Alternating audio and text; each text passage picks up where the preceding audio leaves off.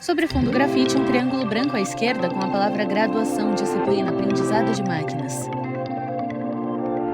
Olá, sejam bem-vindos a mais uma aula de aprendizado de máquinas. Agora a gente vai falar um pouco sobre algoritmos de agrupamento. O professor Igor Amário de Souza é um homem negro de cabelo preto raspado, usa camiseta cinza e calça jeans escura. Ele está em pé à esquerda da tela, atrás de um púlpito de acrílico e de costas para o cenário em tons de cinza e marrom com puffs azuis. Slides surgem como efeitos gráficos à direita da tela, em letras brancas. O primeiro exibe o nome da disciplina e o tema da aula: algoritmos de agrupamento.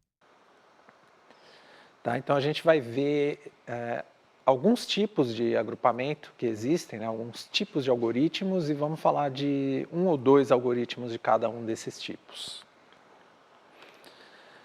Tá? Então, a gente tem ali categorias, né, de técnicas aí de agrupamento. As principais são os algoritmos de agrupamento hierárquicos e os particionais, tá? Sendo que eles podem ser divididos aqui também, os hierárquicos, em aglomerativos e divisivos. E os particionais eles podem ser exclusivos ou não exclusivos. Tá? A gente também pode categorizar eles pelo número de atributos que a gente usa para calcular a distância. Tá? Então, os monotéticos, por exemplo, usam um único atributo. Os politéticos usam vários atributos. Essas técnicas podem ser também consideradas aí como hard ou fuzzy. Né? Então, a técnica pode ser rígida, né? Hard, ou fuzzy, ela pode ser difusa. Né? Quando ela é difusa, significa que os dados podem pertencer a mais de um grupo, né, proporcionalmente ali, né, a mais de um grupo. Né, e quando eles são hards, ele pertence integralmente a um único grupo.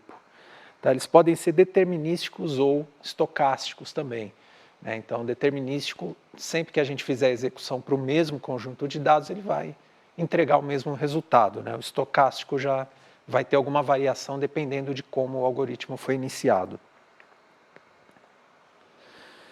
Tá? A gente tem, então, vários tipos de algoritmos diferentes e o que muda essencialmente é a estrutura com a qual eles conseguem trabalhar dos dados. Tá? Então, a gente tem, por exemplo, os hierárquicos. Tá? Os hierárquicos eles usam métricas de ligação que essencialmente são a distância entre os objetos que pertencem a grupos ou clusters diferentes. Tá?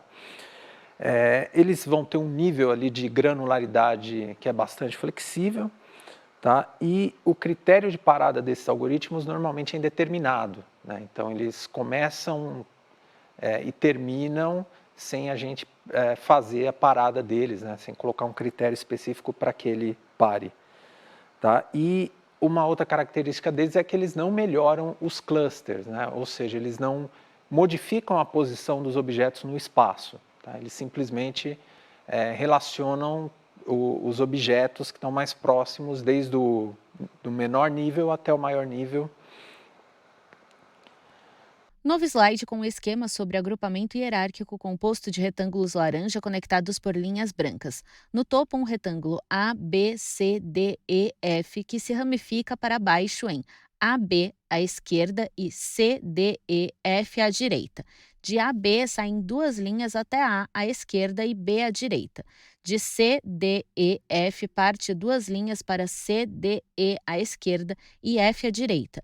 CDE se ramifica em dois à esquerda, C à direita. DE. DE, por sua vez, se ramifica em dois à esquerda, D à direita, E à esquerda do esquema, uma seta para baixo nomeada divisivo. À direita do esquema, uma seta para cima nomeada aglomerativo. Tá? A gente pode ver, então, um exemplo aqui do hierárquico. Tá? O divisivo, o que ele vai fazer? Ele vai partir do conjunto, vai considerar todos os objetos como um único conjunto e vai subdividindo ele, tá? Até que você tenha os objetos como sendo cada um único grupo. Tá? O aglomerativo faz exatamente o contrário. Tá? Então, uma mesma técnica, né, o mesmo algoritmo, ele pode trabalhar com as duas abordagens tanto o aglomerativo quanto o divisivo. Tá? Uma das técnicas mais usadas e conhecidas é o algoritmo hierárquico de ligação simples. Tá? O de ligação simples, ele vai, a partir de uma formação de clusters, né, ele vai pegar a distância mínima entre os objetos de cada um desses clusters, né, a menor distância entre eles, para recalcular a entrada de novos objetos. No slide, um exemplo de ligações simples, single link. À esquerda, 8 quadrados verdes dispostos aleatoriamente dentro de uma circunferência pontilhada. À direita, 7 triângulos laranja dispostos aleatoriamente dentro de outra circunferência pontilhada. Entre as duas circunferências, uma seta amarela bidirecional aponta para o quadrado mais à direita e o triângulo mais à esquerda. Tá? O de ligação completa já vai pegar a maior distância, né, entre os objetos que estão atualmente formando um cluster. Né? Lembrando que é um processo iterativo, que vai sendo modificado sempre que você adiciona então um novo objeto, ele vai usando essa distância para recalcular. No slide, um exemplo de ligação completa, complete link. À esquerda, a circunferência com 8 quadrados verdes e à direita, a circunferência com 7 triângulos laranja. Uma seta amarela bidirecional aponta para o quadrado mais à esquerda da circunferência e para o triângulo mais à direita da circunferência. Tá? A gente tem a ligação média também, que vai pegar todas as distâncias entre todos os objetos, tirar a média para fazer o reagrupamento. No slide, um exemplo de ligação média, average link. Várias setas amarelas bidirecionais apontam para todas as figuras nas duas circunferências de cada quadrado. Partem 7 setas, que apontam uma para cada triângulo, e de cada triângulo partem 8 setas que apontam uma para cada quadrado. A gente tem também uma outra possibilidade de usar a distância euclidiana. Tá? Então, nesse caso, os algoritmos, normalmente, eles vão calcular ali o ponto médio, o centroide, né, dos dados dentro de um cluster e fazer a distância entre os centroides de clusters diferentes. No slide, um exemplo de distância euclidiana. Em cada circunferência há uma bola branca mais ou menos centralizada e que indica o ponto médio. Uma seta amarela bidirecional conecta as duas bolas brancas. No slide com um dendrograma, um tipo de diagrama em árvore com linhas conectadas que se assemelham a colunas. De baixo para cima, os objetos se agrupam e formam uma estrutura hierárquica. Há colunas nas cores da esquerda para a direita, verdes, vermelhas e azul claras. Horizontalmente, as colunas verdes ocupam aproximadamente 4 vezes mais que o espaço das vermelhas ou das azuis. As colunas vermelha e azul clara são mais altas, são agrupadas em uma ligação azul escura, que se conecta também com a maior coluna verde, formando a coluna mais alta do dendrograma, em azul escuro e centralizada. Tá? Uma representação que é usada para esses algoritmos é o dendrograma. Tá? Então, o dendrograma ele mostra aqui sempre uma união binária aqui, que vai, por exemplo, aqui sendo aglomerativa, né? Vai juntando cada um dos objetos individualmente até você ter um único objeto lá em cima. Tá? Então, a cada iteração ele vai juntando 2 objetos, por isso tem tantas subdivisões pequenas aqui, né, até você conseguir ter esse agrupamento total. Tá? E aí, o que se faz normalmente nesses casos é olhar aqui qual grupo tem maior distância entre um e outro para determinar o número de clusters. Né? Então, Sobre o dendrograma, surgem 2 linhas amarelas horizontais. Acima, a linha K igual 2 e atravessa a coluna azul escura mais alta. Abaixo, outra linha K igual 4 e atravessa a maior coluna verde e a coluna azul escura que liga os grupos vermelho e azul claro. você passando uma linha aqui na maior distância, você consegue saber aqui, se você adotar essa linha, por exemplo, você vai ter 4 clusters. Tá? Se for um pouco mais para cima, aqui você vai ter 2 clusters que representam todos esses objetos que estão nesse ponto. O professor se refere aos objetos na base do dendrograma. Tá? Outros algoritmos bastante usados são os particionais baseados em erro quadrático. Novo slide com tópicos sobre particionais baseados em erro quadrático. Agrupamento é feito de forma iterativa, partição inicial aleatória. Critério de agrupamento: erro quadrático, minimizar distância intracluster, maximizar distância intercluster. Conjunto de clusters K definido pelo usuário. No lado direito do slide, uma representação com 8 quadrados verdes agrupados à esquerda e 7 triângulos laranja agrupados à direita. Uma seta amarela bidirecional aponta para o quadrado mais à direita e para o triângulo mais à esquerda. Uma seta branca bidirecional aponta para um quadrado ao centro do grupo e para o quadrado logo abaixo. Tá? Então, esses algoritmos, eles já trabalham aqui também de forma iterativa, né? Mas eles trabalham com uma partição inicial aleatória, né? Eles usam o espaço dos objetos para escolher ali, dependendo do número de clusters que você quiser executar no algoritmo, eles colocam pontos iniciais e aí vão acrescentando os objetos seguintes e recalculando para achar o ponto médio ou a mediana ali daquele grupo que está sendo formado, e isso vai mudando até você ter o agrupamento formado. Tá? Então, e qual que é a ideia, né, de onde vem o termo erro quadrático? É exatamente que a cada vez que você vai adicionar um novo objeto, você está tentando minimizar aqui a distância interna, né, numa formação de cluster. Então, uma distância mínima aqui entre os objetos que estão agrupados e uma distância máxima entre os grupos diferentes, né? Então, é esse tipo de ajuste que é feito também nesse algoritmo. Tá? E aí, dependendo do número de clusters que o usuário definir, né, ele vai, então, fazendo esses cálculos de distância entre os objetos do mesmo grupo e os objetos dos grupos diferentes.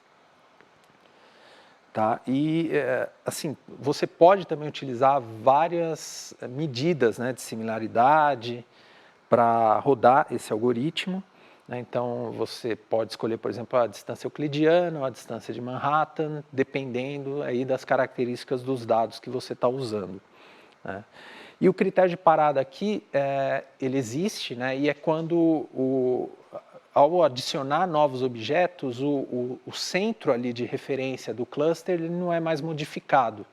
Né? Então, a partir daí, o algoritmo para a execução e ele encontrou aqueles clusters que ele estava procurando. Novo slide com um exemplo de K-médias. Da esquerda para a direita, um conjunto com 28 bolas brancas dispostas em 4 colunas e 7 elementos cada. Seta branca para a direita, um conjunto de 14 bolas laranja ao redor de um quadrado branco e um grupo de 14 bolas roxas ao redor de um quadrado branco.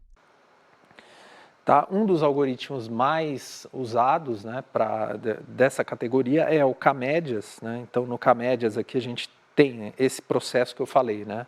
Os objetos inicialmente, você escolhe aqui 2 pontos médios aleatórios e aí você vai acrescentando cada objeto, vendo a distância interna dele, né, para aquele cluster e ao mesmo tempo a distância externa em relação ao outro cluster e vai atualizando, né, sempre que você coloca novos objetos aqui, você vai atualizando essa média, né? Por isso o K-médias ele vai fazendo esse ajuste até chegar no ponto em que a média não se move mais. Tá? E aí você obtém os grupos esperados. O professor indica o grupo de bolas brancas quando cita os objetos inicialmente. Depois indica os quadrados brancos ao mencionar os 2 pontos médios aleatórios e as bolas coloridas quando cita os clusters. Novo slide com um exemplo sobre camedoides. Da esquerda para a direita, um conjunto com 28 bolas brancas dispostas em 4 colunas e 7 elementos cada. Uma seta branca para a direita, um conjunto com 14 bolas laranja. A bola mais ao centro tem contorno branco. E por último, outro conjunto com 14 bolas roxas. A bola mais ao centro tem contorno branco. Tá? Uma variação é o camedoides. Tá? O camedoides, ele, ao invés de pegar um ponto médio no espaço, ele vai pegar, por exemplo, se você escolher 2 clusters, ele vai pegar 2 objetos e colocar eles no espaço. Então, ele usa os próprios objetos originais para, inicialmente aqui de forma aleatória, escolhe 2 e vai vendo quais estão mais próximos dos 2.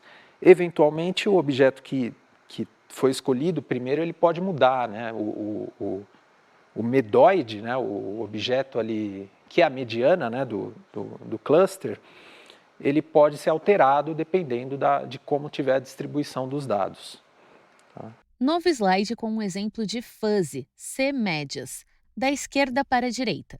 28 bolas brancas dispostas em 4 colunas de 7 elementos cada, uma seta branca para a direita, um conjunto de 11 bolas laranja ao redor de um quadrado branco, um conjunto de 5 bolas vinho. A mais central dela tem a identificação, grau de pertinência, abre parênteses, 0,5, ponto e vírgula, 0,5, fecha parêntese. E o último conjunto é de 12 bolas roxas, ao redor de um quadrado branco. Temos também uma versão, né, difusa, né, uma versão que a gente chama de fuzzy, então do K-médias, que é o fuzzy C-médias. Tá? O fuzzy C-médias tem essa questão de que um objeto ele pode pertencer a mais de um grupo. Né? Então, na verdade, o que a gente faz é calcular o que a gente chama de grau de pertinência de um determinado objeto a um grupo. Né? Uma vez que você define aqui, por exemplo, as regiões vão sendo definidas quando o algoritmo executa, tem certos objetos que estão ali na fronteira entre um e outro.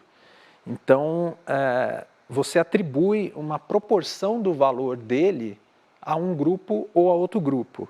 Nesse exemplo aqui, esse objeto central, ele pertence metade a um dos clusters e metade a outro dos clusters. Né? Por isso, ele tem aqui dois valores, 0,5, 0,5.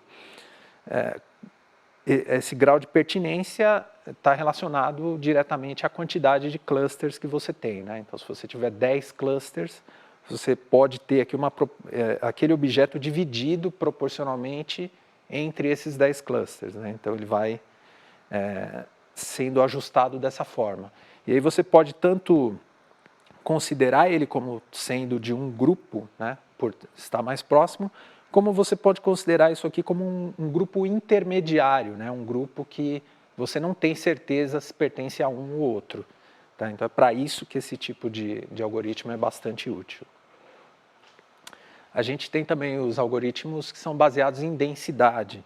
Né? Então esses algoritmos eles estão olhando ali, dada a distribuição dos dados ali num determinado espaço, onde há regiões mais densas. Né? Então regiões mais densas tendem a formar um cluster. Né? Então, ao mesmo tempo, regiões menos densas tendem a ser uma fronteira entre um cluster e outro. Tá? Então, ele funciona muito bem quando a gente tem clusters ali de forma, os dados estão distribuídos de uma forma arbitrária. Né? Então, eles não têm um formato muito bem definido. Né? Então, para esse tipo de situação, esse algoritmo é bastante útil. Tá? E ele tem uma diferença de outras técnicas e outros tipos, que ele não precisa necessariamente definir o número de clusters.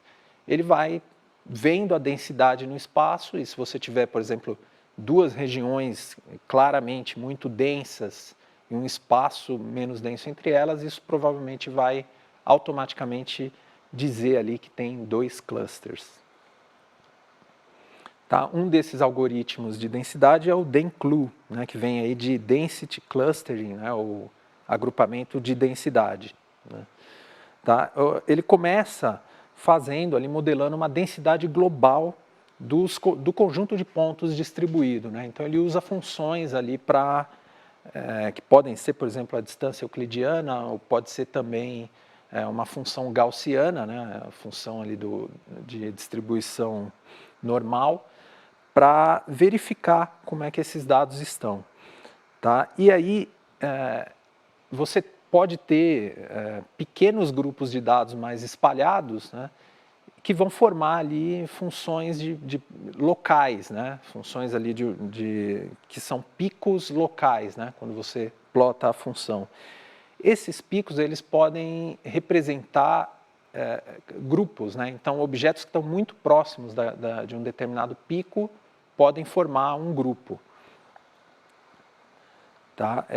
Esse algoritmo ele vai ser executado em 2 etapas. Né? Ele primeiro faz um pré-agrupamento, que ele verifica como está o espaço de distribuição dos objetos antes de começar, de fato, a fazer o agrupamento né? Então ele faz isso, gera essa função global, gera depois as funções ali locais e vai verificando, né, quais são os picos locais e quais objetos estão mais próximos. Tá? Então, nesse exemplo visual aqui, imaginem que a gente está olhando os dados aqui por cima, né, e a gente tem essas regiões de densidade aqui. No slide, um exemplo de DENCLU, com 4 conjuntos de bolinhas vermelhas. No canto superior direito, um conjunto pequeno com as bolas mais próximas umas das outras. Ao centro, um conjunto grande com as bolas mais espalhadas. No canto inferior esquerdo, outro conjunto pequeno com as bolas mais próximas. E no canto inferior direito, mais um conjunto pequeno com as bolas mais próximas. No slide seguinte, os 4 conjuntos de bolas vermelhas estão alinhadas a um mesmo eixo horizontal. Acima de cada conjunto, uma linha vermelha em formato de onda. Da esquerda para a direita, uma onda baixa, uma onda mais alta e mais larga, e 2 ondas baixas. O docente chama as ondas de funções. O topo da onda maior é pico global, e os topos das ondas menores são os picos locais. Né? Se a gente agora deitar esses dados aqui, colocar no eixo X, a gente vai ver que está sendo gerada aqui essas funções de acordo com a distribuição dos dados mesmo, com essas funções gaussianas aqui, onde aqui a gente tem um pico global, alguns picos locais aqui. Esses picos locais é que vão, então, formar os clusters, né? Os objetos que estão mais próximos dele vão estar associados a ele, né? Nesse exemplo aqui a gente consegue formar 4 clusters. Tá, temos os algoritmos baseados em grafos também. Esses algoritmos eles vão criar uma representação em forma de grafo que vai representar a proximidade ou a distância ali dos objetos. Tá?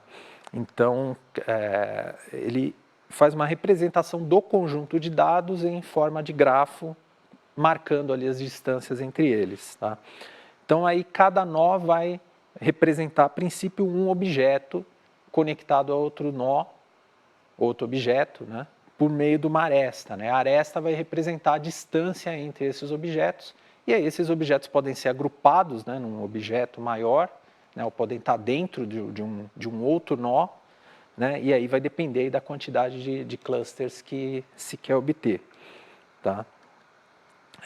Então, nesse caso aqui, o nível, né, do agrupamento, né, ter mais ou menos grupos, representa você incluir ou remover nós. Né? Então, se você quer formar um grupo maior, você vai removendo uns nós e tendo um outro nó representativo dele, por exemplo. Novo slide com um exemplo de tipos de algoritmos de agrupamento baseados em grafos. 26 pontos vermelhos conectados por linhas brancas e dispostos de maneira irregular. Há 4 linhas curvas identificadas com o número 1, uma linha média com o número 4 e uma linha maior com o número 5. Tá? Então, aqui uma representação visual do que seria, né, uma saída, né, um conjunto de dados aqui representado como grafo, tá, com algumas marcações aqui de distâncias entre eles. Tá? A gente pode usar uma nota de corte da distância que considera um grupo para considerar quais objetos pertencem ou não ao mesmo grupo. Tá? Uma das técnicas usada, baseada em grafo, é o CLIC, tá? Que vem de Cluster Identification via Connectivity Kernels. Né? Então, a identificação aí de núcleos, né, conectados para o agrupamento. Tá? Então, nesse caso, os dados eles são representados por um desses grafos, né, que a gente pode chamar também de grafo de similaridade. Tá? Ele vai fazendo a partição recursiva dos dados, né, de uma forma geral, em subconjuntos. Então, ele começa com um grande grupo e vai separando esses dados sempre em 2 subconjuntos até atingir um determinado critério de parada, que nesse caso é o número de clusters que se deseja obter. Tá? Temos os baseados em redes neurais também. Tá? E uma estrutura de rede neural bastante usada aqui em agrupamento são os algoritmos chamados aí de auto-organizáveis. Tá? Porque os auto-organizáveis eles são aplicáveis quando você não tem a supervisão, né? Quando os dados não podem ser classificados. No slide sobre as redes neurais auto-organizáveis, um esquema com formas geométricas coloridas e setas brancas. À esquerda, 5 quadrados laranja dispostos em uma coluna e identificados como x1, x2, x3, x4 e x5. O professor os nomeia camada de entrada. Ao centro, as matrizes de peso. 4 retângulos vinho também dispostos verticalmente nomeados pesos. De cada quadrado laranja da camada de entrada saem 4 setas brancas que apontam uma para cada matriz de peso. Cada matriz recebe 5 setas. De cada peso, sai uma seta à direita, que aponta cada uma para um círculo azul da camada de neurônios. Os 4 círculos estão dispostos em uma coluna à direita e são nomeados N1, N2, N3 e N4. Tá? Então, a estrutura geral desse tipo de rede neural vai ter uma camada de entrada com as características do objeto que vai ser usada, né? Elas estão conectadas ali com matrizes de peso, tá? Então, cada objeto que entra, ele vai se conectar com os pesos que estão determinados aqui, e aí você vai ter uma camada de neurônios e, em geral, um desses neurônios é que vai ser o neurônio ativado, né? Então, quando esse neurônio é ativado, a função dele é atualizada para ficar mais ajustada com aquele dado que ele ativou. Então, isso vai reforçando, né, determinadas regiões com dados com características semelhantes. Tá? Um dos algoritmos mais conhecidos é o SOM, ou Self-Organizing Maps, né, mapas de auto-organização, tá, que possui uma única camada de neurônios que é o mapa, né, o que justifica aqui o nome mapa, que pode ser ali em 1 ou 2 dimensões, geralmente. Ele é uma distribuição no espaço dos neurônios, que estão então conectados aos dados de entrada. Então, para cada objeto que entra, o neurônio que foi ativado, né, que a gente chama de um neurônio vencedor, ele vai ser atualizado, então, ele vai ter o peso ajustado, e a vizinhança imediatamente mais próxima dele também, né, os neurônios mais próximos vão ser ajustados um pouquinho menos, mas vão ser ajustados também, né? Então, isso vai reforçando então aquele aprendizado. Tá? Objetos distintos normalmente vão acionar então regiões diferentes desse mapa que é gerado. E a saída vai ser um vetor, um conjunto ali de vetores de referência que representam aqueles clusters. Novo slide com um exemplo de SOM, Self-Organizing Maps. Na parte inferior, 3 bolas rosa nomeadas x1, x2 e x3 estão dispostas lado a lado. Acima, uma matriz de 6 por 6 bolas, a maioria brancas. Na quarta linha, a terceira bola é cinza.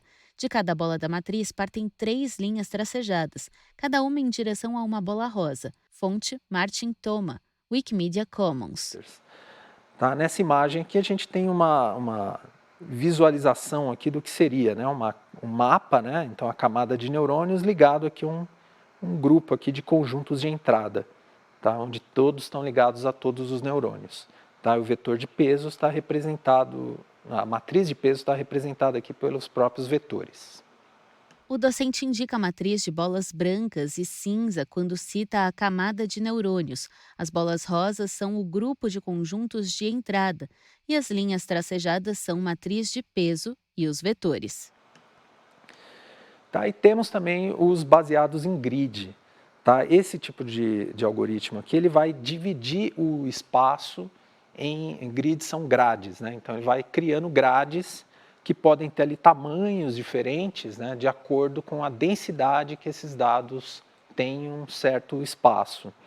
Tá? Então, esse tipo de algoritmo ele é bastante usado quando os dados a quantidade de dados é muito grande. Tá? E funcionam também muito bem quando os clusters são arbitrários, né? Exatamente porque ele vai subdividindo o espaço que já existe. E são muito bons para identificar outliers também. Então, quando os dados não estão muito próximos a nenhum cluster, eles vão ficar isolados em uma das células da grade. Um dos algoritmos mais usados aí para isso é o CLIC, né, o Clustering in Quest, né, o agrupamento em questão, tá? Que vai primeiro, né, determinar as grades ali com base na densidade que os objetos apresentam. Tá? Então ele vai particionando o espaço, criando células ou reduzindo células de acordo com a densidade dos objetos no espaço. As células que estão imediatamente ligadas, né, que são adjacentes, elas formam um mesmo cluster. Tá? E esses dados eles podem ser também então, agrupados ali de acordo com diferentes atributos que são usados. Então, você pode ter várias dimensões de grids, né, para obter o resultado final. E eles costumam ter um bom desempenho computacional, né, porque é uma divisão simples do espaço e por isso são bastante aplicáveis então a conjuntos de dados grandes. Tá? Novo slide com um exemplo sobre CLIQ, Clustering in Quest. Um gráfico de eixo horizontal Celery 10K marca de 1 a 6 da esquerda para a direita e o eixo vertical é Age, com marcações de 20 a 60, de baixo para cima. O gráfico tem a área quadriculada com linhas tracejadas de 1 em 1 no eixo Celery e de 10 em 10 no eixo Age. Para cada eixo, ondas coloridas marcam as áreas de alta. No eixo horizontal, uma onda vermelha começa próxima a 0, cresce até a proximidade 4,5 e decresce até 6. No eixo vertical do lado direito do gráfico, uma onda verde começa próxima a 0 entre 20 e 30, cresce até aproximadamente 45 e decresce até chegar próximo a 0 novamente. Na região quadriculada, alguns quadrados estão destacados em rosa. No eixo horizontal entre 2 e 3 e no eixo vertical entre 40 e 50. No eixo horizontal entre 3 e 5 e no eixo vertical entre 30 e 50. Na região rosa, há 17 pontos azuis e espalhados ao redor outros 7 pontos azuis. Tá. Então aqui eu tenho uma representação visual de um gráfico aqui, onde a gente tem o salário e o ano em uma distribuição formando um cluster. O docente indica a região em rosa quando cita o cluster.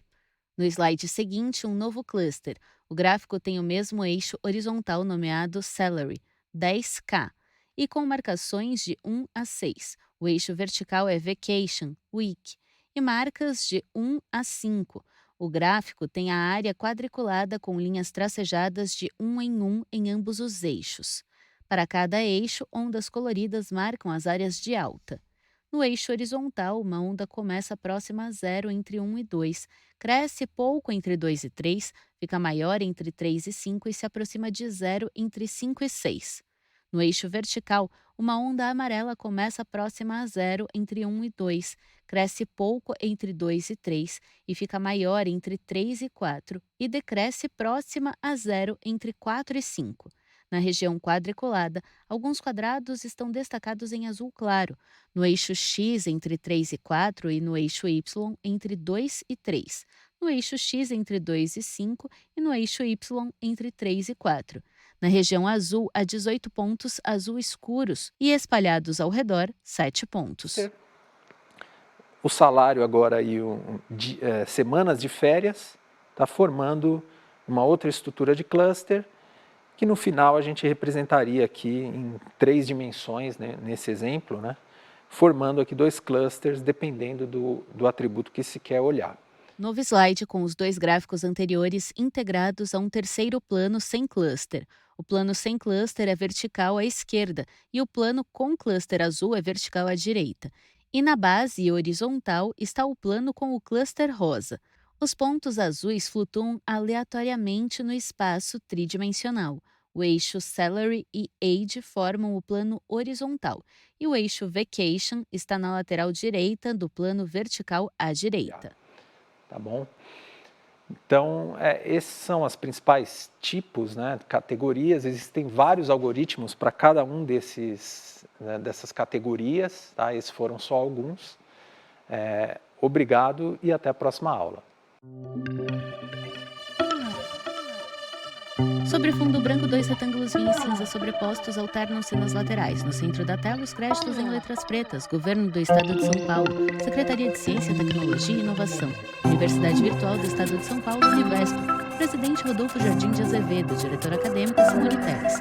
Audiodescrição, Núcleo de Acessibilidade Flictis. Roteiro, Ana Rafaela Chanes. Revisão, Keiko Trida. Consultoria, Sidney Tobias. Gravação, Leandro Ribeiro. Narração, Thaís Lenk. univesptv.com.br